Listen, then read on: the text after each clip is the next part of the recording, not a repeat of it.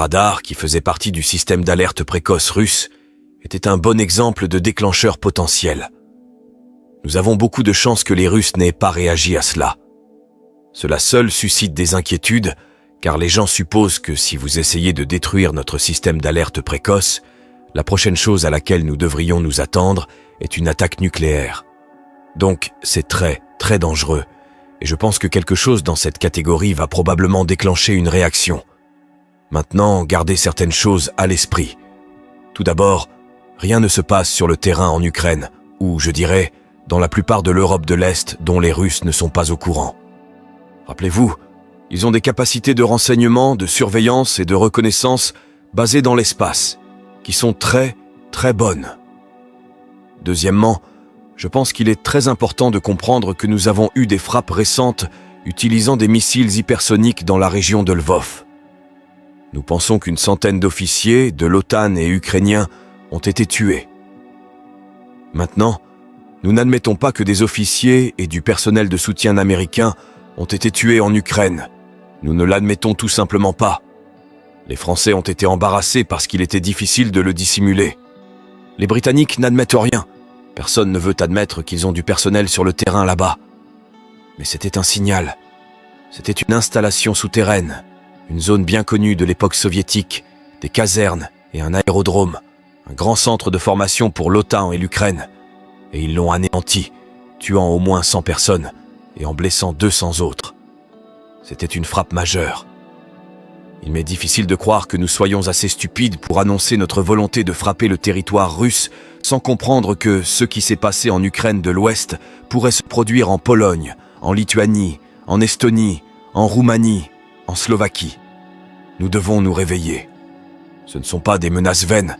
Les capacités existent et, encore une fois, s'il a le sentiment que nous allons masser notre puissance aérienne, nous avons 1 millier de F-15. Rappelez-vous que les F-15 sont capables de porter des armes nucléaires, et s'ils apparaissent en grand nombre, 600 ou 700, et se préparent à lancer, je m'attendrai à ce que ces aérodromes et pistes d'atterrissage soient perdus. Les Russes les cibleront, et le moyen le plus simple de les anéantir est une arme nucléaire tactique. Je ne vois aucun changement à Washington maintenant dans un avenir prévisible, à moins que les Russes ne ripostent très fortement contre nous en Europe de l'Est. Je parle, comme je l'ai dit auparavant, de ces zones clés, des sites logistiques, des aéroports, et ainsi de suite, même des réseaux logistiques qui dépendent du rail. Je ne suis pas d'accord avec John Mearsheimer, et c'est rare. La seule chose avec laquelle je ne suis pas d'accord ici est qu'il a parlé de nous être entraînés dans une guerre. Faux, John. Nous avons traîné l'Europe dans cette guerre depuis le premier jour. Les Européens ont maintenant des doutes, ils ont peur. Et en fait, derrière cette façade de solidarité, les choses s'effondrent. Pourquoi pensez-vous que Schulz a parlé et dit ce qu'il a dit? Tout le monde en Europe a hoché la tête. Non, nous n'envahissons pas la Russie. Ça n'arrivera pas. Nous sommes ceux qui continuent à provoquer.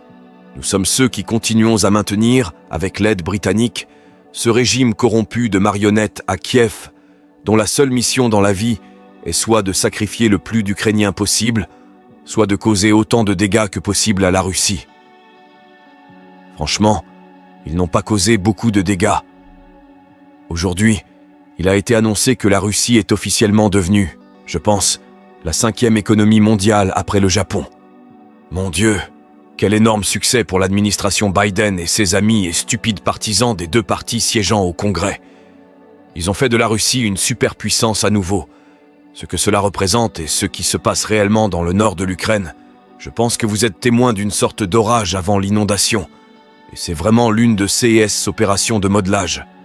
Cela va contribuer à la chute de Kiev et au mouvement plus à l'ouest et au nord des forces russes dans la région. Il est très clair en ce moment qu'il y a plusieurs choses en préparation. L'une est ce que je viens de décrire.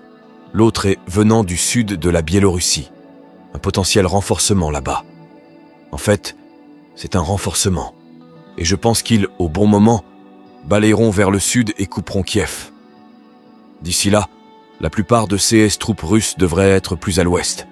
Maintenant, quel est le but de tout cela? Tout d'abord, si vous savez que vous gagnez, Et c'est clairement le SIA des Russes. De quoi êtes-vous préoccupé? Vous êtes préoccupé par le fait de ne pas prendre de pertes inutiles. Donc, l'accent mis sur le maintien des pertes russes très faibles est probablement plus grand maintenant qu'à presque n'importe quel point de cette guerre. Poutine et ses généraux ont été très préoccupés par la préservation de la vie russe, plus que, je dirais, n'importe quel établissement militaire russe ou soviétique précédent dans la mémoire vivante. Et en ce moment, je pense que cela continue de le préoccuper. En même temps, vous devez regarder les cartes, regarder les réseaux routiers, voir où sont les lignes de chemin de fer, regarder les rivières et les ruisseaux, et alors vous verrez que ces attaques de modelage ont du sens. Donc je pense que vous allez voir quelque chose de beaucoup plus grand et de beaucoup plus rapide dans un avenir proche, car il veut vraiment en finir avec cela.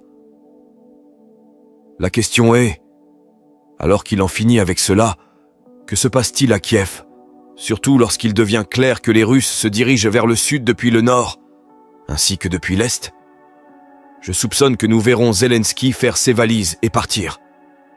Maintenant, c'est ironique parce que du point de vue occidental, et je veux regarder ce qui semble au moins en surface être des informations presque contradictoires. Une chose peut sembler positive pour le côté russe, et une autre chose semble négative pour les Russes. Par exemple, Bloomberg a publié il y a quelques jours en disant que Poutine manque vraiment de temps, car il essaie d'obtenir cette percée.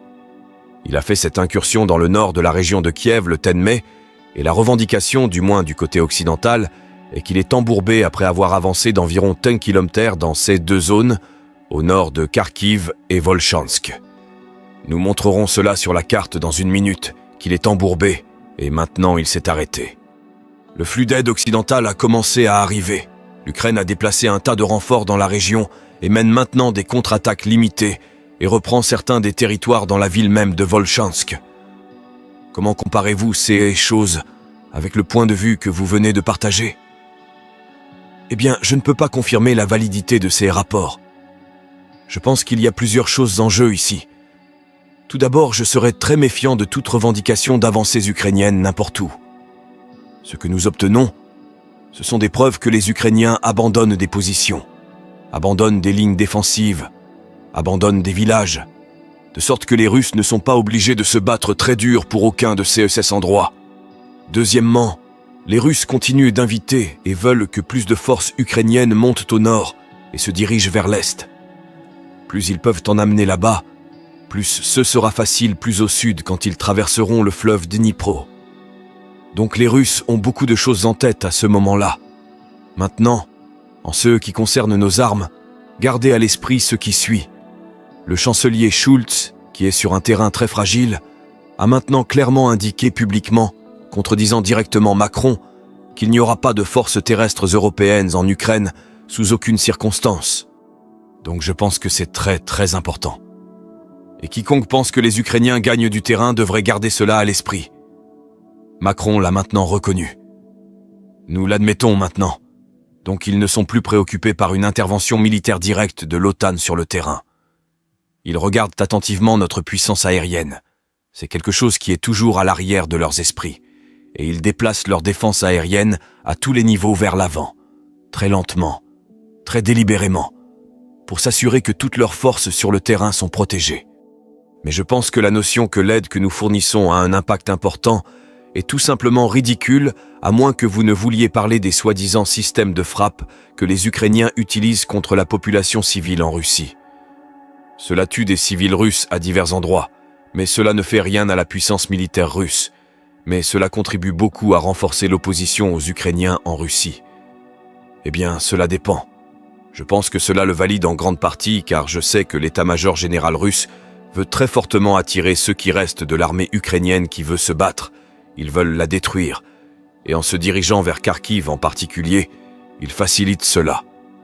Parce que ce que vous ne voyez pas lorsque vous regardez la masse de CS troupes, ce sont les énormes quantités de systèmes d'artillerie à roquettes, de missiles balistiques tactiques, de diverses batteries de drones, qui prennent tout leur péage sur les Ukrainiens, parce que les Ukrainiens n'ont pratiquement aucune défense aérienne. Donc, du point de vue russe, merci beaucoup. Continuez d'arriver en grand nombre, et nous mettrons fin à cela plus tôt que plus tard. Les Russes, comme je l'ai dit auparavant, ne voient aucun intérêt à sacrifier des vies dans des assauts majeurs contre des troupes ukrainiennes préparées. Les autres rapports qui continuent d'arriver des Ukrainiens qui se battent là-bas nous disent qu'ils savent qu'il n'y a rien derrière eux. Ce que je veux dire par là, c'est qu'ils savent qu'il n'y a pas de défense sur lesquelles ils peuvent se replier. C'est une position très sérieuse et dangereuse à être. Cela est arrivé aux Allemands, d'ailleurs, vers la fin de la guerre. En se repliant, ils ne pouvaient pas préparer de nouvelles défenses. Il n'y avait pas de temps pour cela. Au moment où ils avaient établi une ligne de défense faible en quelques jours, les Soviétiques arrivaient en nombre écrasant.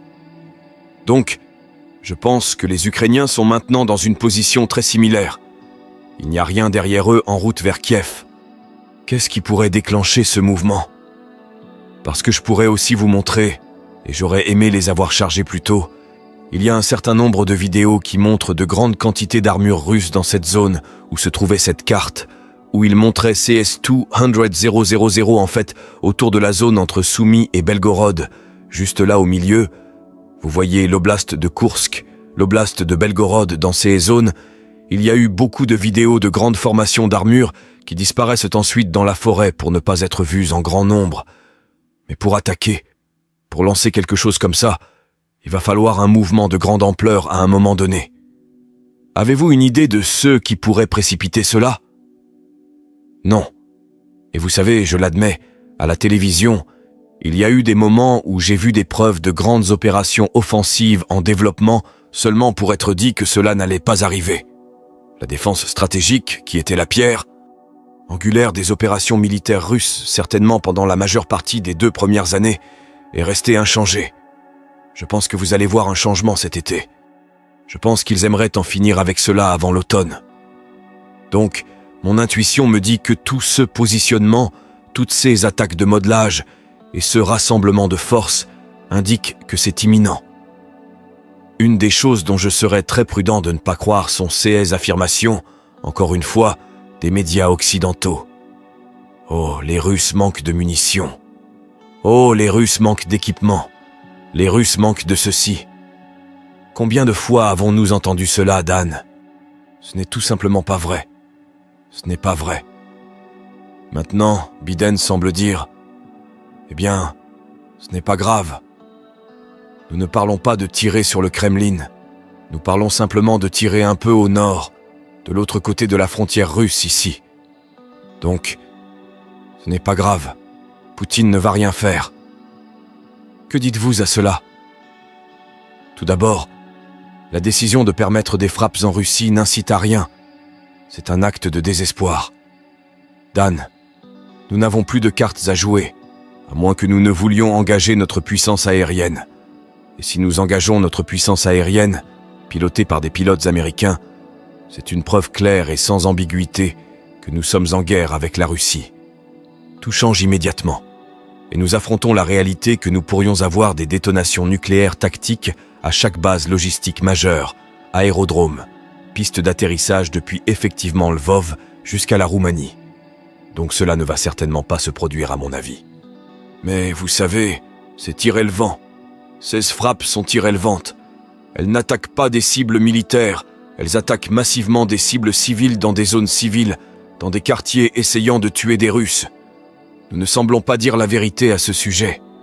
Bien sûr, nous ne disons pas la vérité sur grand-chose non plus, mais néanmoins, je pense que nous devrions garder cela à l'esprit. Quant à sous-estimer ou ne pas prendre le président Poutine au sérieux, nous ne l'avons pas encore pris au sérieux. Je veux dire, pendant 20 ans, il a clairement indiqué ce que Moscou accepterait ou non en Europe de l'Est, n'accepterait jamais l'Ukraine comme membre de l'OTAN, n'accepterait pas la présence de forces de l'OTAN sur le sol ukrainien, ne tolérerait pas les systèmes d'armes occidentaux, les missiles, les opérations de renseignement ou quoi que ce soit d'autre, encore moins les biolabs sur le sol ukrainien. Et enfin, il a été poussé à bout. Et avant d'intervenir dans l'est de l'Ukraine, il a également proposé une proposition que nous n'avons même pas daigné regarder. Vous savez, les propositions méritent au moins un coup d'œil. Les propositions sont les débuts de la diplomatie et de la négociation. Nous n'avons jamais été disposés à nous engager dans l'un ou l'autre. C'est soit notre chemin, soit rien. C'est une impasse. Donc, Je pense que c'est beaucoup de vantardise et de non-sens, et cela n'aidera pas les choses. Ce n'est pas la façon d'éviter notre embarras. Ce n'est pas la façon d'éviter une guerre avec la Russie.